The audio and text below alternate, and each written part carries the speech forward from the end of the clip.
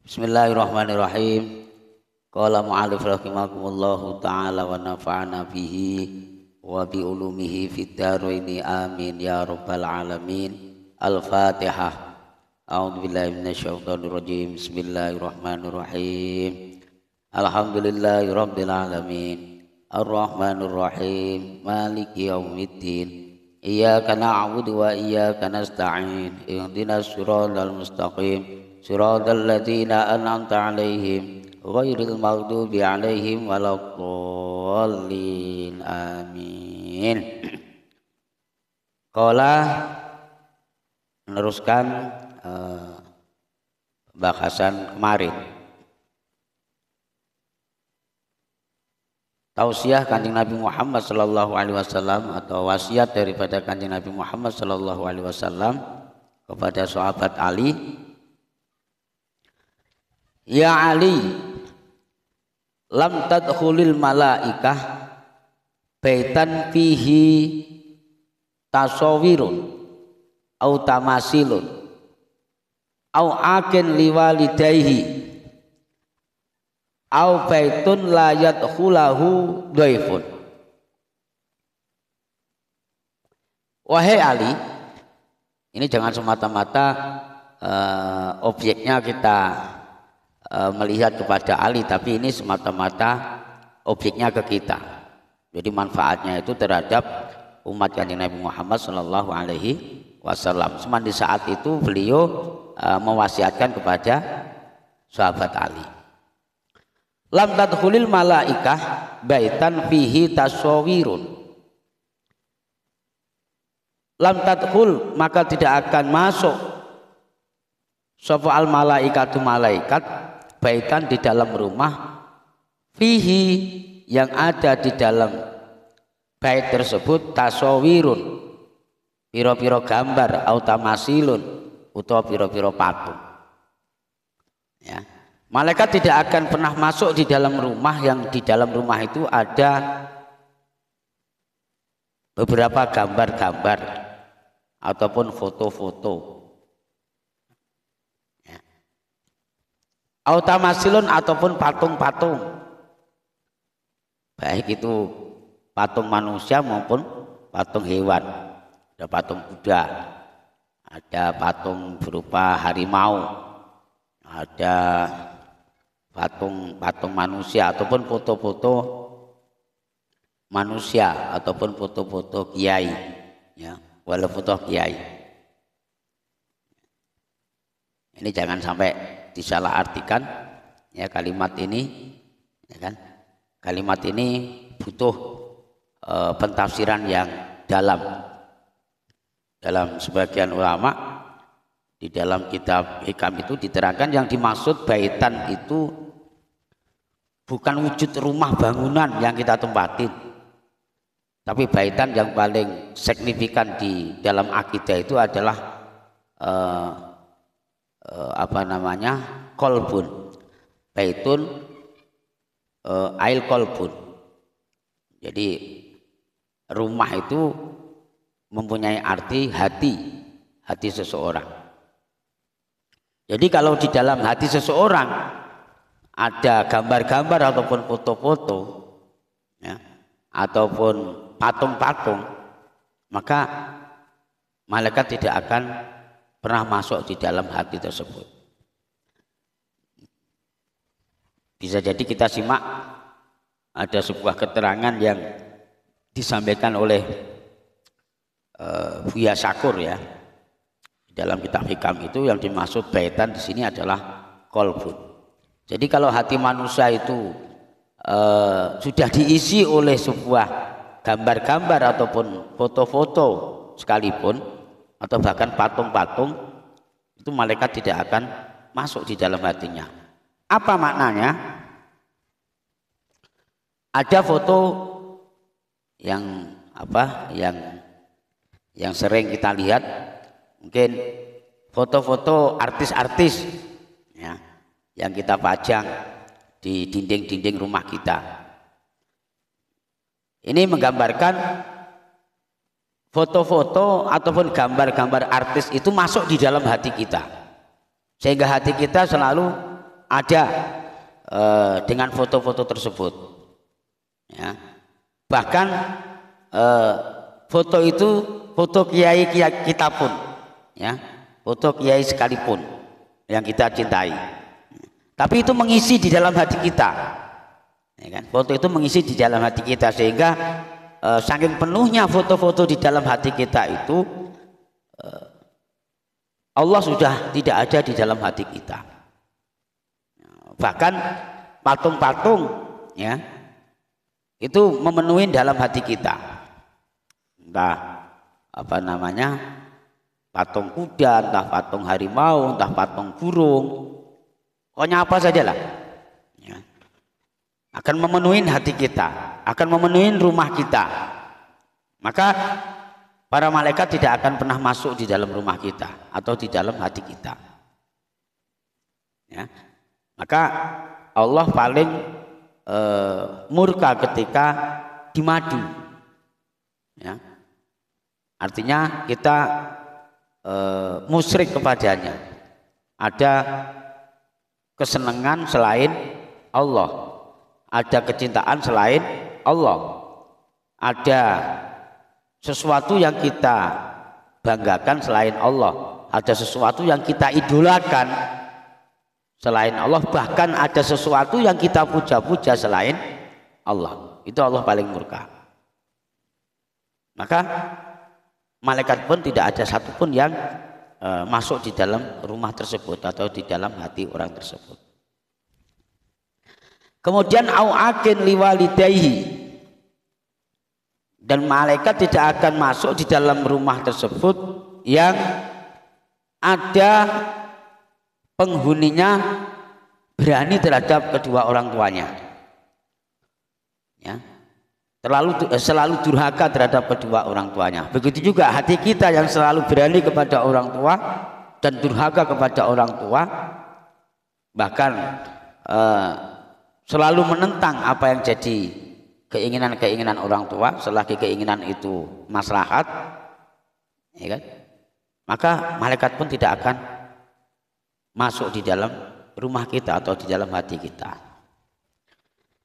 Kemudian au baitun layat hulahu daifun, au baitun layat huluhu daifun, ya, atau rumah yang tidak pernah sama sekali ada tamu yang masuk,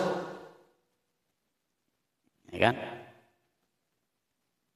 Malaikat tidak akan pernah masuk di dalam rumah yang rumah itu tidak pernah ada tamu, ya, tidak pernah ada tamu yang masuk di dalam rumahnya. Maka saking hebatnya memuliakan tamu itu, Nabiullah Ibrahim alaihissalam itu selama hidupnya tidak pernah yang namanya makan sendirian. Ini satu riwayat, satu sejarah. Kalau pas kebetulan tidak ada orang di rumah itu, dia mencari-cari tamu. Wajar ngundang tetangganya walaupun tuh satu orang ibaratnya gitu kan.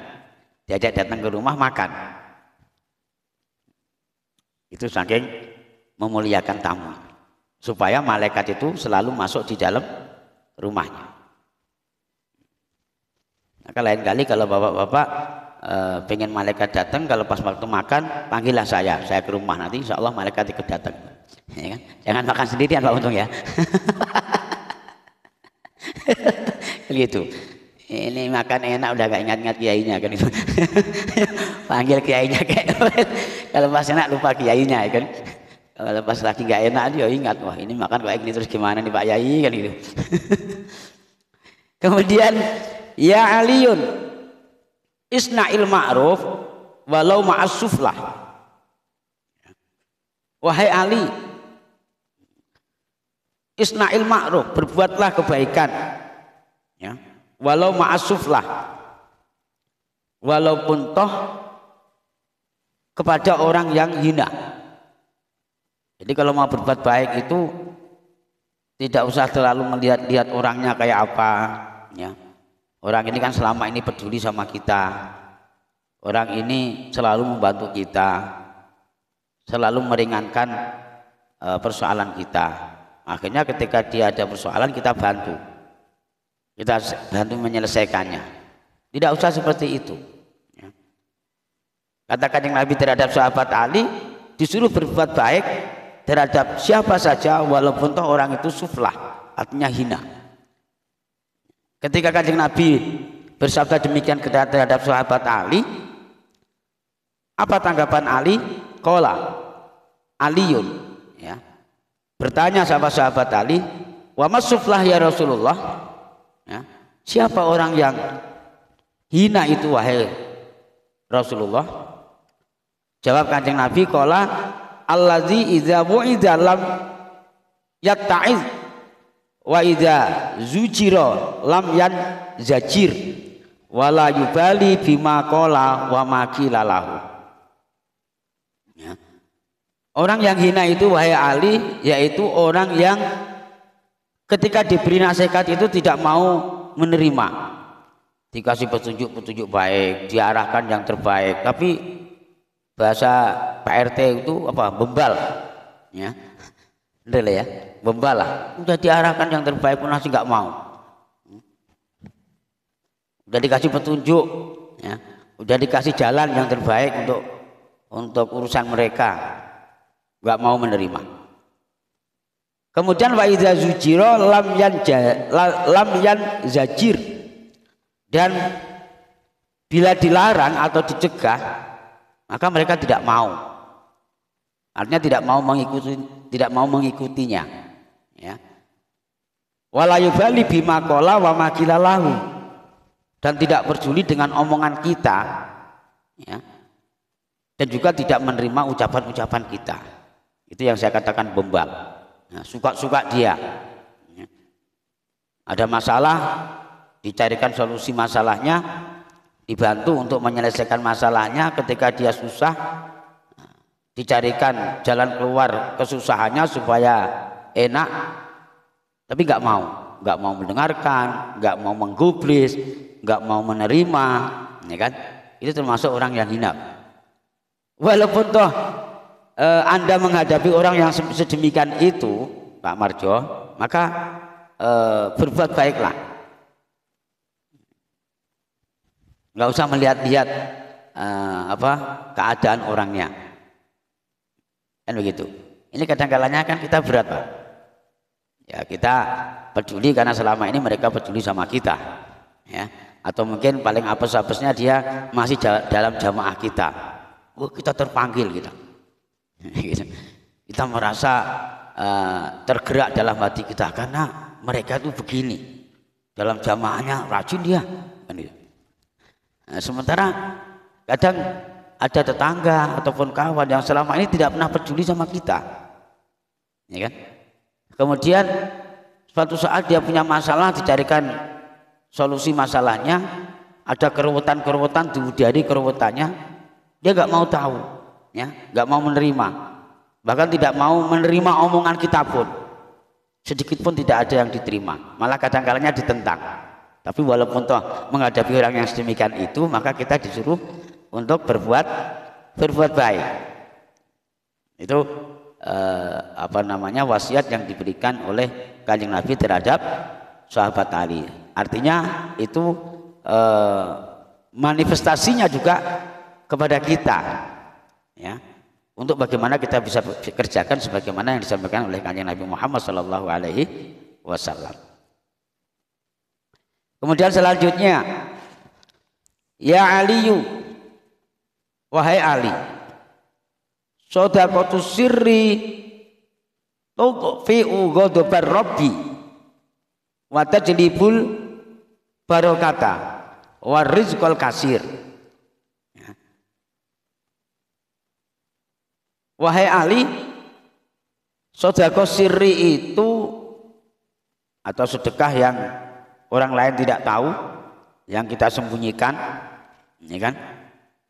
Nggak harus kita pamer-pamerkan, nggak harus dilihat oleh orang lain, ya, nggak harus diketahui oleh orang lain. Itu namanya sedekah sirri. Kalau hitung-hitungan kadar banyak dan sedikitnya itu tergantung, tapi tanpa sepengetahuan orang lain.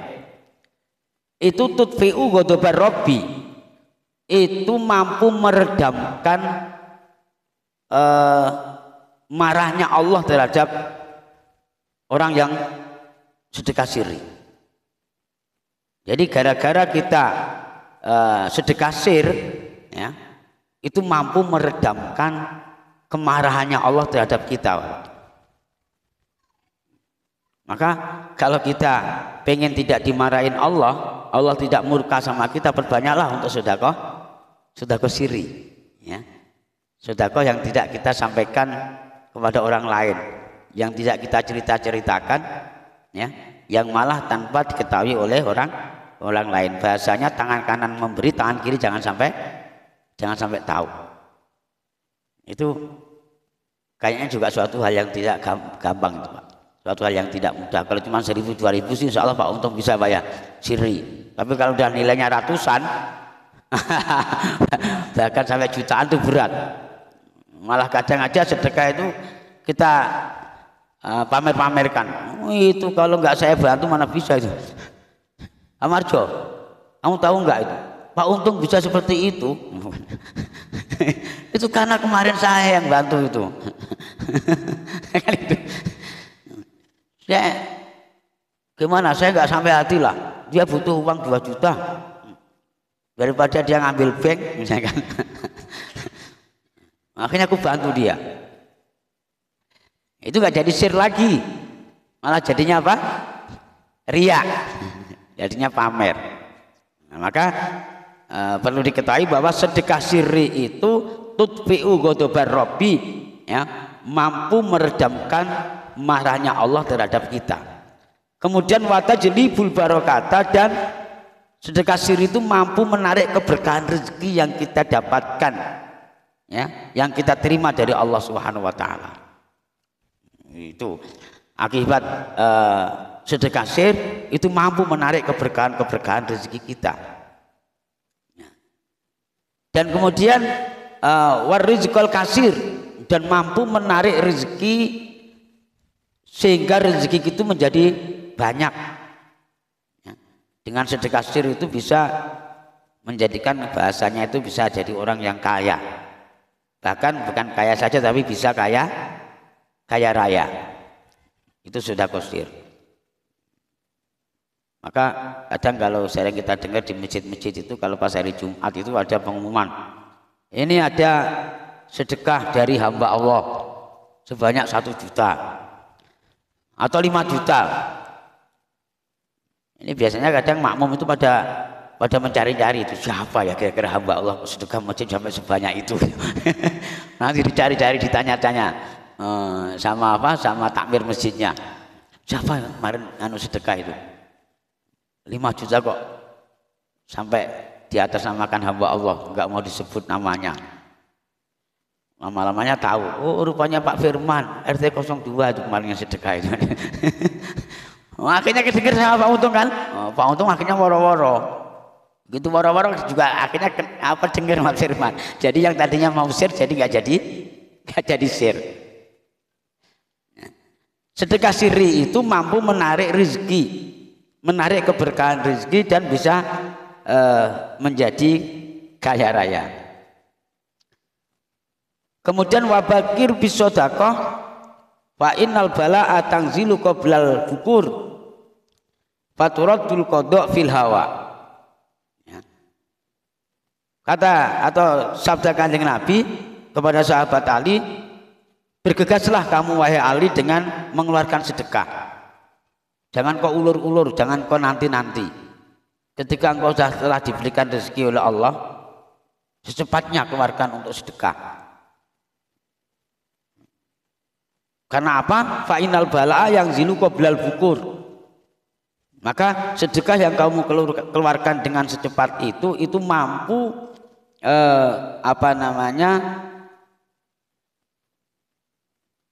menolak bala, ya. Mampu menolak bala. Dan bala itu akan dicabut oleh Allah qoblal bukur, sebelum pagi-pagi. Jadi misalnya malam ini kita bersedekah misalnya, itu dengan sedekah itu akan mampu mencabut daripada bala yang akan diberikan oleh Allah kepada kalian. Yang harusnya hari ini mungkin ada sebuah ketentuan bahwa nanti kecelakaan atau nanti jatuh atau nanti kena corona atau nanti kena penyakit misalnya, maka akibat daripada menyegerakan sedekah tersebut itu bisa yang jilu qoblal bukur, bisa menarik balak tersebut sebelum terbit matahari. Kemudian faturatul qada fil hawa, dan dengan menyegerakan sedekah itu mampu menolak dengan takdirnya Allah. Ya, tadi yang saya katakan, kita ditakdir oleh Allah mungkin terkena musibah, ya, terkena bala atau mendapatkan persoalan, kecelakaan dan lain sebagainya, maka gara-gara bersegera untuk bersedekah itulah bisa ditolak oleh Allah Subhanahu wa taala. Kemudian ya Ali, wahai Ali, idza tasaddaqta fatasaddaq bi ihsani ma indaka. Ya. Wahai Ali, bila kamu bersedekah, fatasaddaq bi ihsani ma indaka, maka sedekahlah dengan barang yang terbaik bagimu.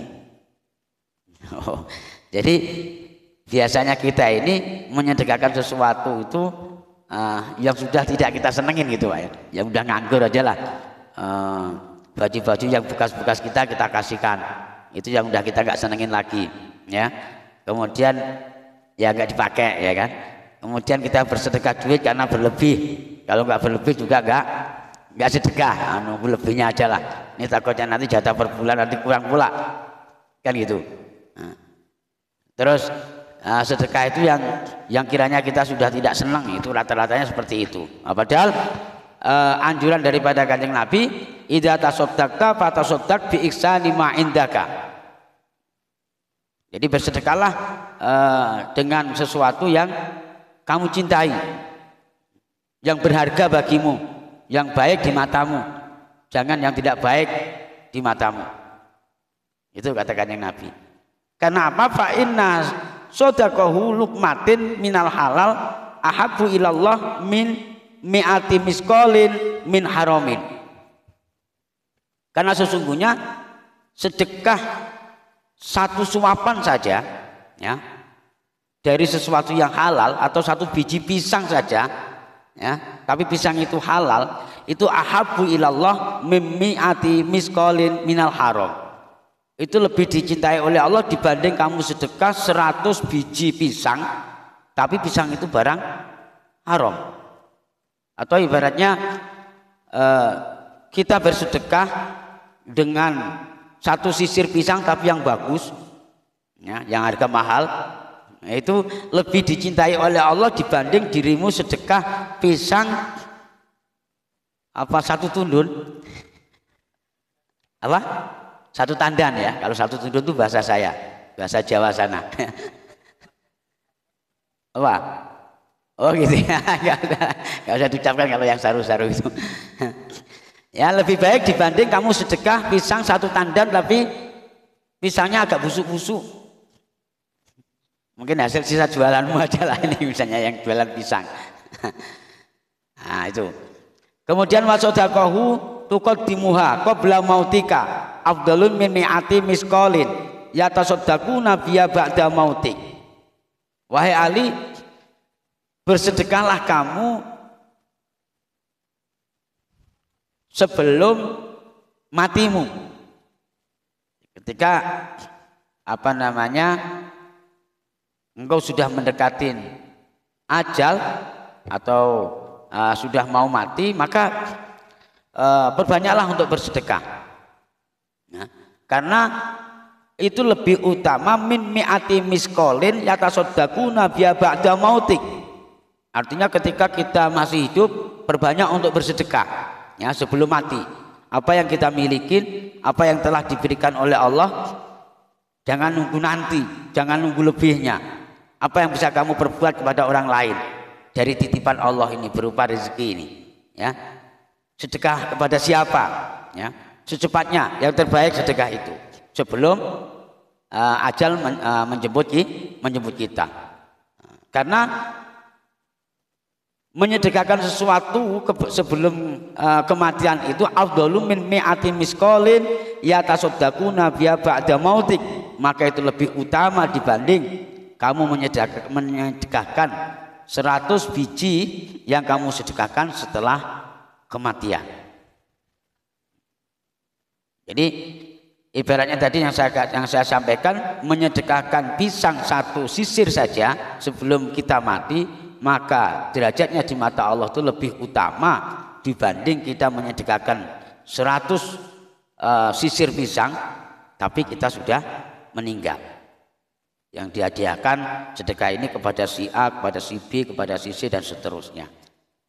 Maka laki-laki selagi kita masih diberikan panjang umur oleh Allah Subhanahu wa taala, sebelum ajal menjemput kita, maka perbanyaklah kita untuk bersedekah. Itu fadilah daripada sedekah. Karena apa? Qala Allah taala, yauma yangdurul mar'u ma qaddamat yadah. Ya. Allah berfirman, ya, yang berbunyi yauma yangdurul mar'u ma qaddamat yadah. Yauma yangdurul mar'u, pada hari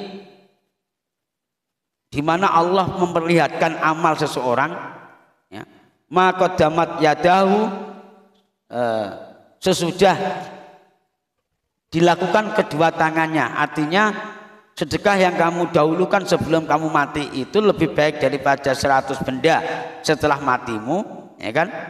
Ya. Kata Allah, pada hari seseorang diperlihatkan amalnya yang telah dijalani. Artinya ketika kamu berbuat sedekah setelah engkau mati, ya, maka itu lebih baik daripada kamu sedekah sebelum engkau mati, ya. Karena sangat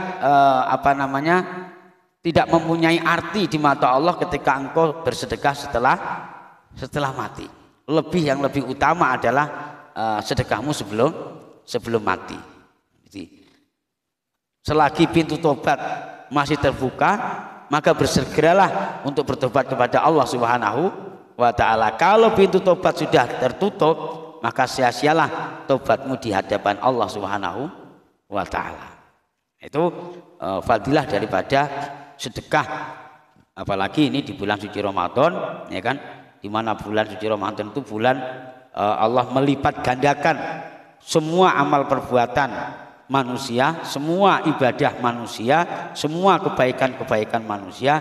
Maka apa yang telah diberikan oleh Allah Subhanahu wa taala kepada kita berupa rezeki, ya, seminimalisir atau seminim-minimnya kita harus mampu mengeluarkan sedekah, ya, terutama sedekah siri. Insya Allah banyak manfaatnya dan amal-amal kita akan dilipat gandakan oleh Allah Subhanahu wa taala. Demikian, mudah-mudahan ada manfaatnya dan ada barokahnya. Amin ya rabbal alamin. Al-Fatihah. A'udzubillahi minasyaitonir rajim. Bismillahirrahmanirrahim. Alhamdulillahirabbil alamin. Arrahmanir rahim. Maliki yaumiddin. Iyyaka na'budu wa iyyaka nasta'in. Ihdinas siratal mustaqim. Siratal ladzina an'amta 'alaihim ghairil maghdubi 'alaihim waladdallin. Amin.